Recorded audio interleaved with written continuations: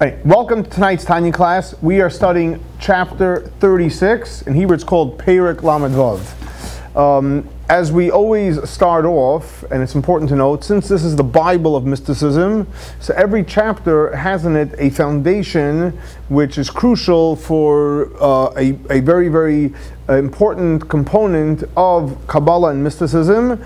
And today, chapter 36, the Alter Rabbi addresses a very, very important concept, and that is, we always ask a question, why did God create this world? Why did God create this world? Right? And the Alter Rabbi quotes a statement from Chazal that the reason why, not only the reason why, I'll say it in Hebrew, שתכלית, that the ultimate reason why God created this specific world is as follows. שנתאוה HaKadosh Baruch Hu להיות לו דירה בתחתונים. God had a desire to have a dwelling place in this world. So in other words, what the Alter was saying in short is, and that's what we're going to discuss tonight at length, that God chose to create this world as he calls tachton, which means low. And again, low, we'll explain what low means, but low means obviously God is not felt, God is not, his presence is not welcome, so to speak, all over the place. But God chose this place, specifically where he's not welcome, specifically where he's not revealed, to make this his residence, make his home. Now what does that mean? It's a very powerful statement. What does that mean? What does that mean? Right? This is right. The question was, why did God create the world? So what's the answer? God had a desire. So when I tell you God had a desire, I say, what's the logic? It's not a logical answer. It's not a logical answer. It was a desire. It's like, for example, why do you like eating what you eat or doing what you do? So you can give me a logical reason. Asher's coming around. Welcome. Just coming around that way. This watch doesn't trip on the wire. Okay, so in other words, I can give you a logical reason, but here I'm going to give you a reason which is not logic. God had a desire, not logic, to have a dwelling place. God wanted to dwell. Now when we say dwell, what does that mean, dwell? In other words, let's use practical example.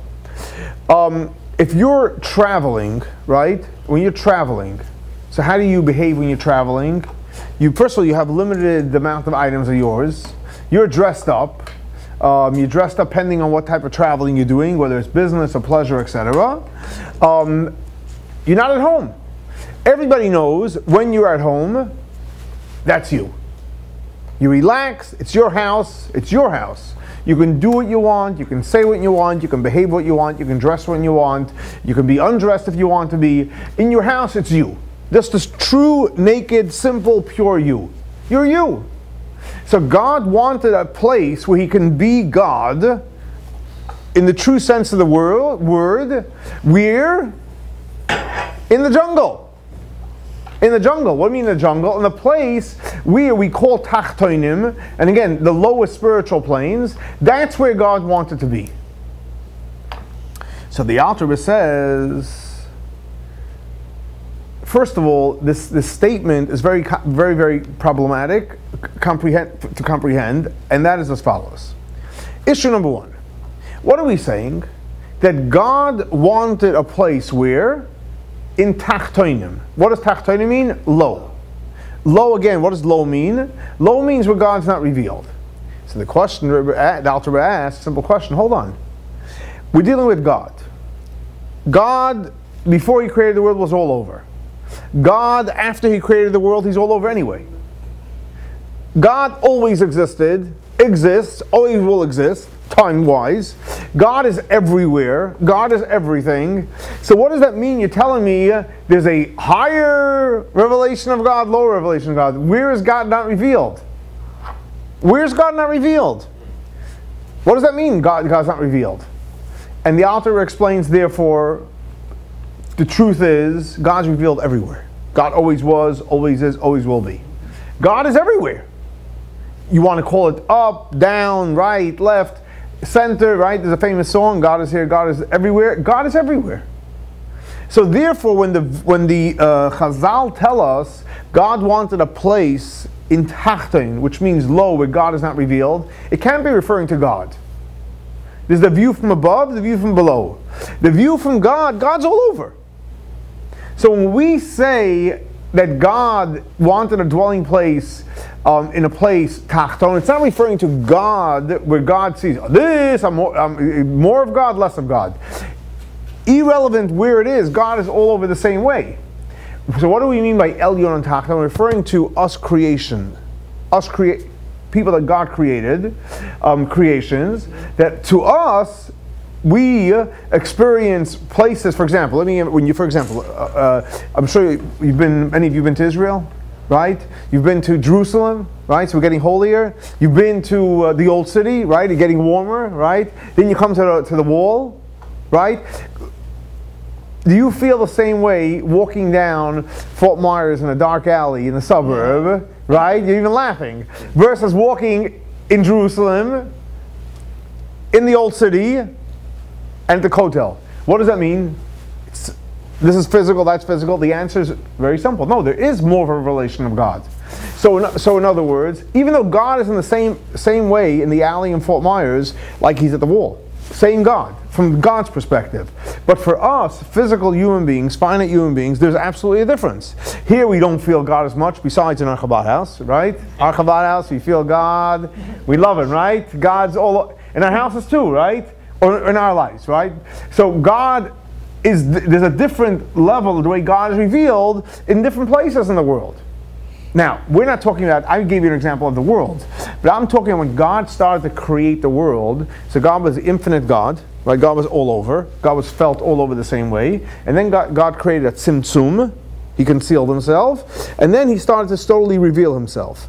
So we know the world of Atzilut, there's more revelation of God. The world of Bariah, now already there's more of a creation, so there's less revelation of God. So it's the opposite. When we say close to God, it means it's more revealed of God. God's more revealed, and obviously for us it's more of a concealment. Going down to Bria, Yitzhira, up to this physical world. So the Rabbi, Rebbe explains, and he says, there's one major difference between all the worlds, that in this world, it's called Tachton. Why is it called Tachton? Why is it called Tachton? Because God is concealed up to the point where God is so concealed that it's possible for, I'll say it in Hebrew and I'll translate it, for klipot and sitra achara. Klipa means the shell, which means the darkness, to have existence. Sitra achara means the other side, no, it's not the holy side, to have power and existence, up to the point that ego and arrogance have the nerve to rebel against God. Think about it. If God is everywhere and God is everything, how can you stand up and say I? How can the ego say I? How can the arrogant person say, hey, this is me and I'm you, and you're you? What do you mean? If it's all God, what do you mean I, you? God, right? Everything is one. But what's the answer? Very simple. Because God is concealed, so guess what happens? Arrogance grows. Ego grows. It's all about me. God, sometimes you forget about God. That's what we mean when we say Tachton. Not, again, in reference to God, God's all over. But in reference to us, and to reference to Klipot and Sitra Achra, that's the definition of Tachton. That in this low spiritual state where God is heavily concealed, God is concealed the most. In this place where God's concealed, where there's tremendous arrogance that's dominant, God said, you know what? You know that place? You know the place where I'm not noticed? When you walk down the street, you would never think God lives here, or God's even invited here, and they might even have a sign. Right? No Jews allowed. Right? God not allowed. You ever seen those signs? Right? God not allowed. They don't have to have the sign. It's obvious that they don't want God there, right? I mean, who would sin if God was there? So they want God out? God says, no. Right there, where they want God and godliness out, that's where I want to dwell. Now the question is, why would God want to do that? Let me ask you a question. If you had a choice to go to a friend that likes you and spend 2-3 hours, or to go to someone that hates you. I mean, no one really hates anybody, but in theory, right? If you had a choice to go to someone that, again, this is theory, because nobody hates each other. Everyone loves each other. It's a commandment in the Torah. We all follow the commandments. But in theory, if there was such a concept, you can fathom a concept that someone hated somebody. Would you, let's not even put on yourself, put on someone else, right? Because it's hard to believe we hate anybody. But could you see yourself in that person's shoes going and spending 3 hours with the person that you don't get along with? And the person that actually disrespects you? No one would do it, right? I didn't have one taker here. Nope. I didn't have one taker. So God says, no. I want to go hang out with that person that, so to speak, says they don't want me and they don't like me and they don't want to see me again. Now, if you asked me in modern day that we're living in, you would say God needs a serious therapist.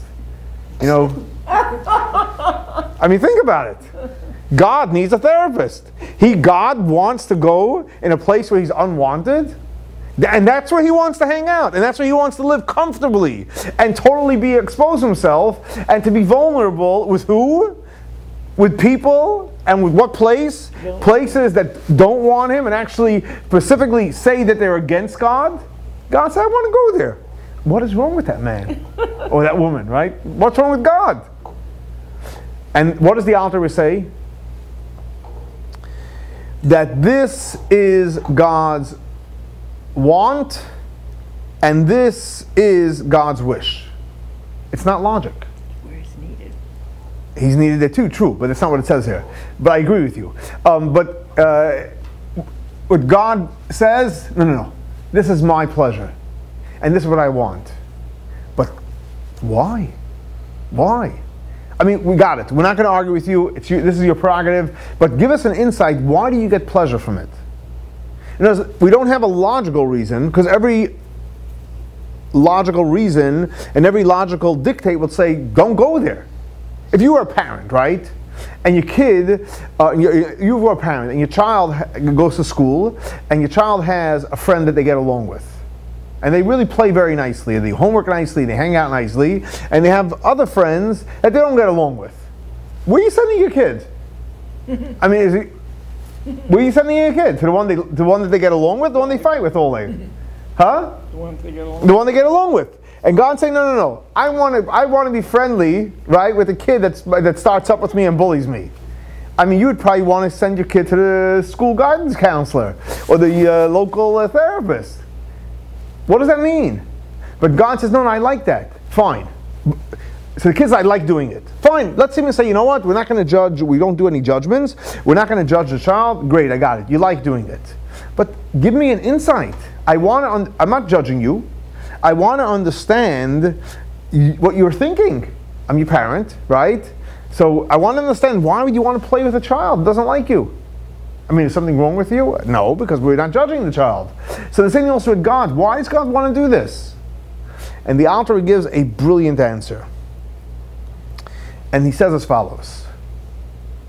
Because God gets tremendous pleasure when he is in a situation where people and places don't want him, and the people and places that don't want him, because why don't they want him? Because their ego, it's all about them, and it's not about God, because you can't have two things in one place. It's either God or it's them. So they don't want God, because the minute God's there, then they have to obviously move out. I don't mean physically, but the ego has to, start, dwindling down. The arrogance has to start dwindling down. It's all about God. And God says, I get tremendous joy hanging out in a place where people are arrogant and people are egotistical, not because I like the arrogance and the egotistical, because I can't wait. And I look and I want to see that the person with the arrogance and the ego says, you know what? I'm going to resist for a moment being egotistical. Even though I love being egotistical or arrogant, but I'm going to resist that. I am going to resist right now. You think it's easy for an egomaniac or a arrogant person not to be arrogant and not to be egotistical? No, that's who he is. He loves it. There's a certain thrill to it. And God knows that. God knows the human being. God created us. Believe me, He knows us. He created us. But He does know that we have the power to resist that urge to express the ego and to express the arrogance. And when we say, you know what, not going to, at this moment, be egotistical, arrogance, I'm going to hold myself back. God sees that's real power. That's real power. To be egotistical, to be arrogant, that's not power. That's just a natural, selfish expression. That's a weakness, actually. Right, exactly. It's a weakness. But when a person starts flexing a muscle and resists and does not express it, God says, oh my gosh, this is a match I like fighting. I like watching. I don't watch boxing games, right? But the boxers, right, it's about whoever stronger wins. So God says, this is like, to me, watching a boxing match or any type of sport you like watching. This is an expression of real power. When people resist saying what's in their mind, which is going to offend somebody, or doing something out of anger, and they hold back, God says, oh my gosh, I love it. I'm watching people be strong, not be weak. I made them, and I know it's easier to be weak. But when I watch people strengthen themselves, so for example, I watch somebody that really doesn't want to get up in the morning to go to shul, doesn't want to necessarily come to a Torah class, doesn't want to put on tefillin, or tzitzis, or kashrut, or put up mezuzah. It's easier not to do it. Think about it. We're created as people that naturally would love to sit on the couch, and if we have no choice, we have to push some buttons on the remote. That's already a lot of effort. That's what we are. We're created as lazy people. But when I say, no, I'm not going to sit on the couch right now, I'm going to do more than just pushing some buttons with the remote. I'm going to get up, I'm going to go pray, I'm going to study, I'm going to do a mitzvah. Guess what? That's fighting our ego. And God says, oh my gosh, I love that. And I'm going to sit in this low world, low meaning where God is not revealed, and it's easy to sit on the couch and not focus and make God part of your life. And when a person resists, oh, I get a big smile. Now, you think God is happy with that? That's so to speak, that's the first course. But God likes, main course also and dessert. God says, that's one thrill I have. What's a bigger thrill? I even have a bigger thrill. When not only do you resist, but you actually do something positive with that negative energy. A whole different level. And as when I watch and I see that not only do you resist, great, I'm happy. Believe me, if you just resisted, God says, I'm here, I'm enjoying it. Right? I love it. That was my pleasure. But not only are you resisting, but you're actually not only resisting of not doing anything or doing something negative, but instead you're going to be kind and nice. Oh my gosh. Now you got a wall-to-wall smile out of God. And now God says, oh, you want to know why I came down to this world? Because this is real power. This is real power. Like, for example, we had this week's Torah portion, just for an example, with Joseph. Joseph's brothers wanted to hurt him. So Joseph could have just resisted not hurting them back, and that would have been alone a big star on Joseph's forehead, and that God would have been happy, and so would Jacob, anyone would be happy. But not only did Joseph not resist of hurting them, he actually was kind to them, super kind to them. That's called transformation. That's called not allowing your ego and your arrogant self take over your life. God says, you know what this is called? God, coins a phrase. You think these one-liners were created by us humans? God created the phrase. God says, Yisroin ha'or mitoch החשך. What does that mean? It means very simple. If you are living, thank God, in today's day and age, when you get up, all the lights go on in your house, right? Even though it's still dark in the morning, when you get up, but all the lights go on, you can see where you have to go, right? You don't bump into walls. You don't have to touch walls to figure out where you're going. You have light in the house. You go out in the car, you have the lights, the light goes on, you can see where to put the key in. You go to work, it's bright, it's light, etc. So what happens? And you go through life like this every single day. How's life? Life is okay. And what happens if one day, all of a sudden, electricity goes off? We're not going to go into why. Whether it broke, you didn't pay the bill, irrelevant. But electricity goes off. And it's off for a week. Oh my gosh. How are you enjoying when you get up in the morning and you have to make a tea or a coffee, you want to pray and there's no light and you have one little candle, right? It's pretty frustrating. And it lasts for another week and it gets even more frustrating, right? And another week, and oh my gosh, and you can't handle the darkness already anymore, right? Because all your life you were used to seeing light, and now you don't see, and now one day even you bang your head in the wall, and now you have a little bump on your forehead. So now not only did that, but you remember it for a while, and you have some pain throughout the day, and this prolongs, and all of a sudden, guess what? You wake up one day, wow, the light's on. Oh my gosh, I can see, I can enjoy my morning, coffee, I can pray, right? I don't have to bump my head in the wall, I can see my stuff, and then you realize, oh my gosh, how many things are on the floor that you were tripping on because you couldn't see with the light where things were, right? You wore the same pair of socks 20 times because you couldn't find a new pair. I mean, life was miserable with the light off. So the Alter asks the question, for 20 years you had light. I never saw you so happy. I never saw you so happy. 3 weeks went by without light. All of a sudden this guy is like, oh my God, he never saw light in his life before. He's like jumping for light. What happened all of a sudden? 20 years you had light, and you had actually stronger light. What happened all of a sudden? And the answer is, the Alter says, this concept is called Yisroin ha'or mitach החשך. When a person goes through a period of darkness, you can have the same light as before, but guess what happens now? Now you appreciate the light. Now you appreciate the light. So God says, very simple, up in heaven, the light is on. It's light. Life is okay. It's great. It's okay. But guess what? It's fine. So God went ahead and created the world. Before He created this material, the lowest world, there is God's light comes down, but what? It's covered. Because if God revealed all the light, then it will be just like before the Tzimtzum. Initially, God was all over, right? We call the light the energy of God, all over. Then He created concealment. It's dark. And then He started to slowly reveal the light, but it's not the complete light. Because if it was complete, it would be just like before. So how does He reveal it? He reveals it, not reveals it. So there's like a covering over the light. Now, so the reality is, all the worlds up until this world, if God went to hang out, the light is dim. It's not the real light.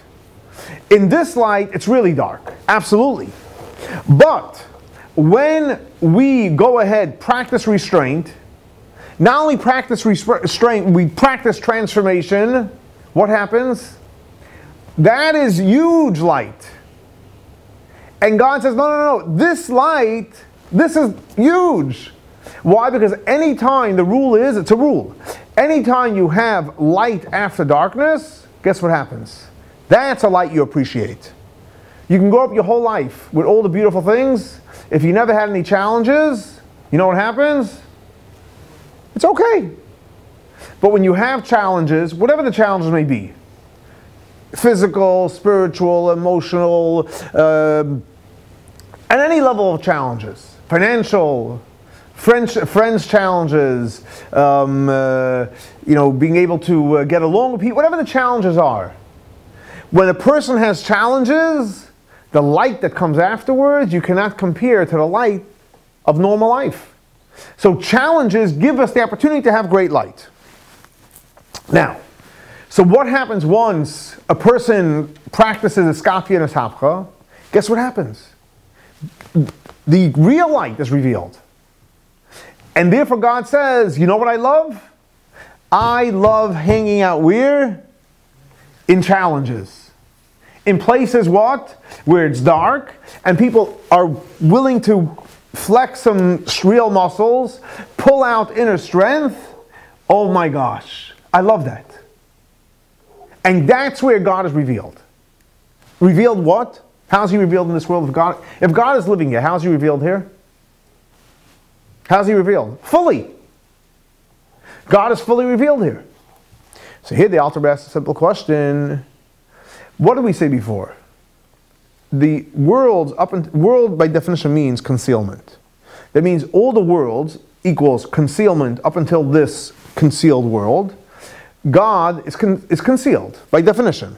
Now, so since God is concealed, therefore you have more of a concealment of God, and that's why it's called a world. Now, the reality is that why is God concealed in the upper worlds? Because the world by definition means it's a finite existence.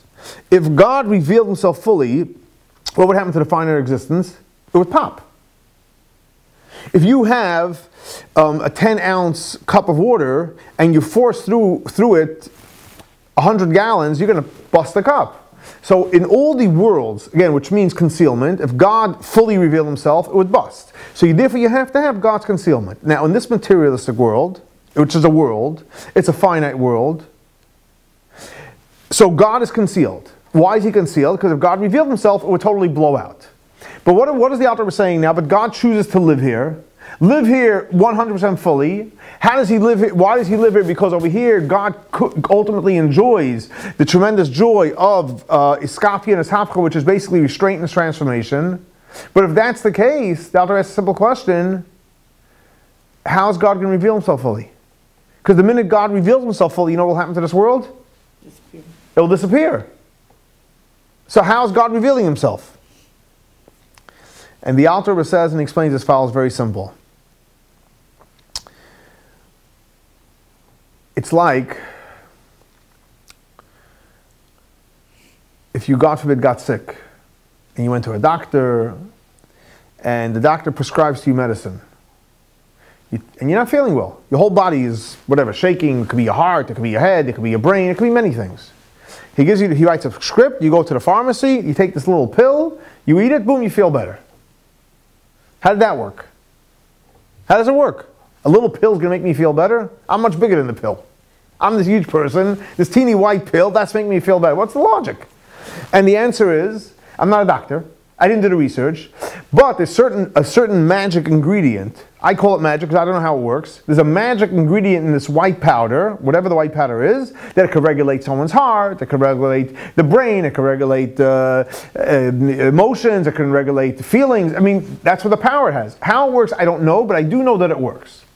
So God has the same pill. God has a pill that allows God to reveal himself and the world not to explode.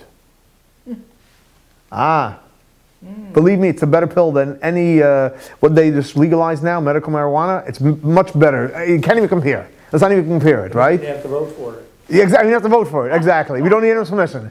So what is this magic pill? The magic pill, they're all trying to copy our real magic pill. We have the magic pill, and it's free.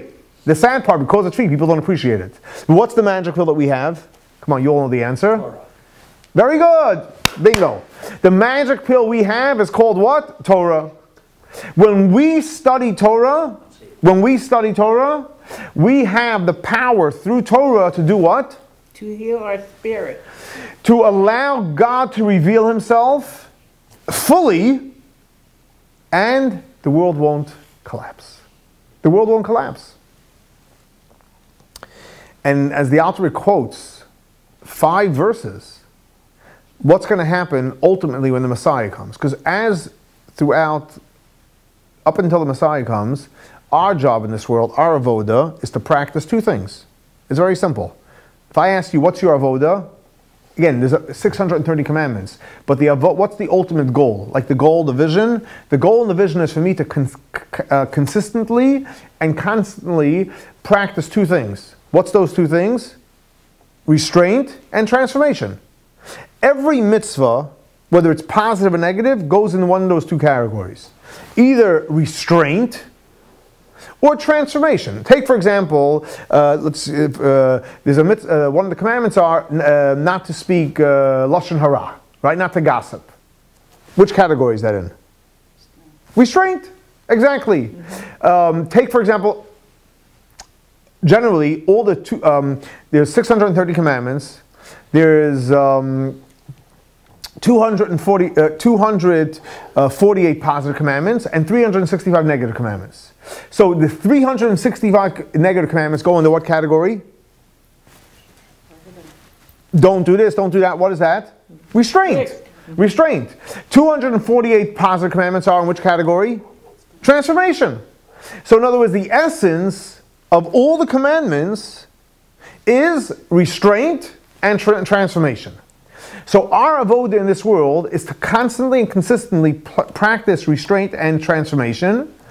Whereas every single time we push the button on restraint, we show real power, and we do transformation, even greater power, guess what? God is smiling. And you're fulfilling God's pleasure. And there's lots of light. And lots of light. But what you're really doing is, you're preparing the world for when the Messiah comes, God will be fully revealed. Fully revealed, and because we have the Torah and we study Torah, guess what's going to happen to the world? Is it going to explode? No, which is phenomenal. Because the author explains and he says like this. In other words, and he quinks many verses to say that's what's going to happen when the Messiah comes. All the covers are going to go off. And God's going to be totally revealed where? In this materialistic world. And the author says that there's an expression that we say that Matan Torah, when God came down at Mount Sinai to give the Torah, Matan Torah happened once. It's never going to happen again. Never happening again. But why will it never happen again? Because everything that had to happen happened then. So in other words, the author says like this. When God created the world, He created it in such a way that it could handle God's ultimate revelation. Because if not, then it's a new world. But He created the world in a way that it could ultimately, when the Messiah comes, handle the ultimate revelation. At Mount Sinai, if you recall, because we were all there, right? Remember we were standing next to which part of the mountain? East, right? Okay, we were all there, right? Come on, guys think. Remember you were there? Okay, so at Mount Sinai, you're laughing, because you know you were there, right? Okay, at Mount Sinai, when God revealed Himself, so how do you reveal Himself? 50% or total revelation? Total revelation. Now what happened when God revealed Himself? We couldn't handle it. Our souls left the body. Now, that was a complete revelation. So what happened? God brought us back alive. What do you mean? If our souls left the body, how did God bring us back? And if God brought us back, why don't we totally disappear again? Good question? Yeah. And the answer is very simple. At Mount Sinai, God totally revealed Himself. You know what? When He revealed Himself, we ran. So God says, oh, it's not working. They can't handle it. So God said, I'm going to bring them back. But He had to bring them back differently. Bring them back in a way they can handle it. So how did God bring us back that we can handle it? Huh? Through Moshe. How did it help us? God brought us back through, I told you the magic pill, you forgot? Bingo. God brought us back through Torah. God brought us back through Torah because Torah is very powerful. And when He brought us back, He said, you know what? Here's the Torah, right? Put it in your pocket, in your head. I don't know. Let's get it in real quick. Because God came and He told us, He started to tell us the Torah. So when He brought us back through the Torah, guess what happened? God was revealed, and we didn't totally flip out. You know why? Because we had the magic pill. We had Torah. We had the Torah. So originally when God revealed Himself, we couldn't handle it. But He said, okay, I'm going to prep you guys, right? I'm going to warm you up. I'm going to give you a shield that's going to be able, you're going to be able to handle it. He gave us the Torah. Once He gave us the Torah, now we can have God in a revealed way, and we're not going to flip out. Now, so if that's the case, what happened? So how come God is not totally revealed if we have the Torah? And the answer is very simple. Because since we're humans, and unfortunately as humans, we make some mistakes. Right? Not a lot, but we make some mistakes. I think in English it's called we sin, right? Now, as we sin, what does that mean we sin? Let's define it. Always when you say something, define it. So what does that mean we sin? We sin means very simple. God gave us 613 commandments, 248 positive, 365 negative. When we do them, that's great, right? God is smiling. What happens when we don't do them? So when we don't do them, what are we technically doing? Let's say if we miss an opportunity to do a positive commandment, or if we transgress a negative commandment, who starts becoming more powerful? Negative energy. By default, it's like a seesaw. If negative energy comes out, who goes into hiding? God goes into hiding. So since we've sinned, since God gave us a Torah, so what happened is the materialistic world got stronger. And as the materialistic world got stronger, what happened? God got more concealed. So if God got more concealed, he's not revealed.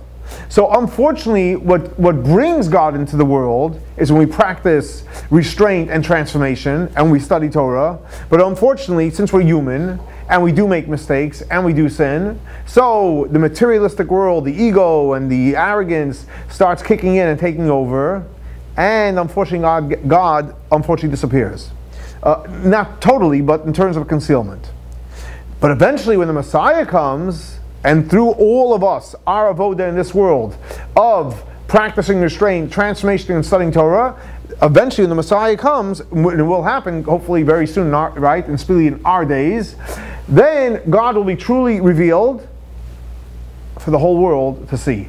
But what happens is, not only will it be revealed for us, and Dr. points out, once it's revealed for us, the whole world, all people, all mankind, Jews and Gentiles alike, will be able to benefit from God's infinite light, God's infinite power that will be totally revealed in this materialistic, dark, low world as we called it before, and everyone will be able to see God, so to speak, in the walls, in the streets, all over. So in other words, what you see from this chapter of Tanya, it's in a very, very important chapter of Tanya, because what you see from this chapter is that a basic simple question: why did God create a world that he's concealed? And the answer is very simple. Because God wanted to make a world that, yes, God is not revealed, but through our avoda, we each have, through our avoda, through our work, we have the power through our practicing restraint, which is not easy, and God knows it, but that's real power, and even more power, which is not easy, and God knows it, by transformation and by studying Torah. We can allow God to literally actualize his dream of his desire, which is desire we know is very, very deep in a person. It's the highest level than the person has on the conscious level. Someone has a desire, and God's will to be able to be revealed in places where normally God would be concealed. So, what this teaches us, a very, very, in my opinion, a very, very powerful and beautiful lesson in life. You know where, how do you know what your avoda is? It's a simple answer. You know what your avoda is? Things that are hard for you to do. With your friend that it's easy to get along with, that's great. But your friend that it's hard to get along with, and you're nice to that person anyway, and you're kind to that person anyway, and you do it with a smile, that is your avoda. Resisting the ego. Resisting the ego. Resisting the arrogance. And more important, I think, what the message of this chapter is, that God is telling us that he's giving us, simple people. Who are we? There's billions of people in the world. But the reality is we're not, because every one of us have the power, every single moment, to put a smile on God's face. Could you imagine? Think about it. Each and every one of us have the power at any moment to put the smile on God's face. It takes work. You got to do some, heavy lifting sometimes. Sometimes you got to practice restraint, and it's not easy. Sometimes you want to say something and you hold yourself back. Sometimes you want to scream, right, and you hold yourself back. And sometimes it's like coming out, like you're ready, and you say, no, I'm not doing it. We can put a smile on our face. Not only I'm not doing it, but I'm actually going to put a smile on. And remember, every time you practice restraint, and the harder it is to practice that restraint, and every time that you smile, and every time that you're kind, and every time you go to a Torah class, and every time you pray, and every time you do a mitzvah and you help somebody, anytime you do that, just know, the harder it is to do it, the bigger smile you're putting on God, and what greater and pleasure we can have to know that we have the power. God gave it to us. God chose to give us the power that we can put, each and every one of us can put, a beautiful smile on God and allow God to fulfill His pleasure and His dream and God's wants.